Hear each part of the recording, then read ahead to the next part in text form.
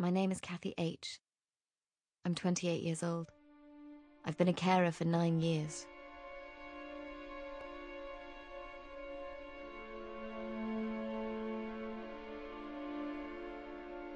I loved the book when I first read it. It's so eerie and so disturbing, and until about halfway through, you still really have no sense of what's going on. You just know that there's something wrong. No one said anything about this. No one said anything about a locked gate. Bruce, just relax.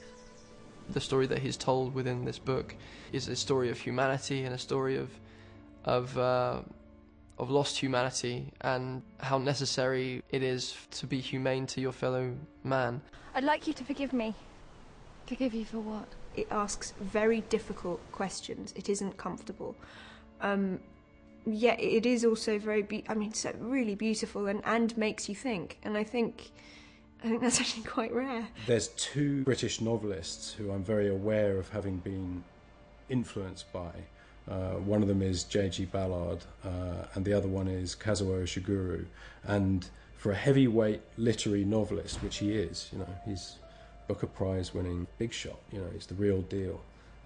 He's very approachable, he's very unassuming. He really kindly gave us all signed first editions of the book as a start present, which was lovely. I'd read Remains of the Day before anyway, and loved the film of that as well, actually. And I think his writing is beautiful. It's so, I don't mean simple, it's not simple, but it seems like every word he's chosen is the perfect word. Times over the years when I've told myself I shouldn't look back so much. But there came a point when I just stopped resisting. I arrived in England from Japan as a 5-year-old in 1960. My father was a scientist working for the British government at that time.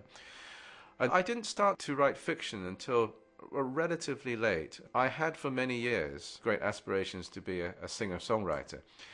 And I did this whole thing of trying to become part of the music scene and failed miserably. But at a certain point in my life, around that age of kind of early 20s, I made the transition from writing songs to writing stories, and it felt very natural. Often I read a book going, wow, could this be a film? And I didn't think about that as I read the book because I was so wrapped up in the story, but then I started wondering if it could be a film, and was frankly kind of scared of the idea of making it into a film because I thought it was so delicate and strange. And yet I couldn't stop thinking about the challenge of it and the puzzle of, if one were to make this into a film, how could you pull that off? I have to admit, I wasn't familiar with Mark's work, so I went to look at the one movie that he had made at the time, which was 1 Hour Photo, starring Robin Williams, and I was very struck by it indeed. It had a tremendous energy. It had that same kind of repressed energy that I sometimes try to go for in my own writing. I know what you think, Kathy. I know you think that you and Tommy would have made a more natural couple. You see, the thing is, Kathy, although Tommy really likes you as a friend, he just doesn't see you that way. I suppose my strategy as a writer was not to show a beautiful, wonderful side of life, but I wanted to show life in all its complexities. I wanted to show that it is a struggle, but that essentially I wanted these three people to be essentially decent.